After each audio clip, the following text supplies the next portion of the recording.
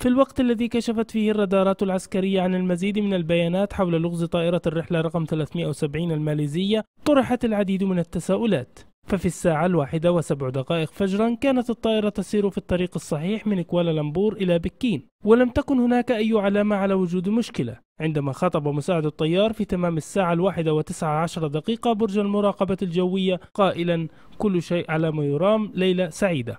بعد ساعة و21 حدث شيء كبير على متن البوينغ 777، الأمر الذي دفعها إلى الالتفاف بشكل حاد للوراء نحو مضيق ملقا قبل هبوطها إلى ارتفاع 12,000 قدم.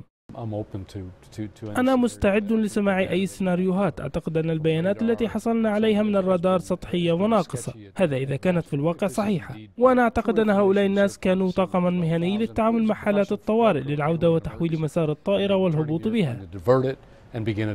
لكن لماذا هبط الطيار على ارتفاع 12,000 قدم؟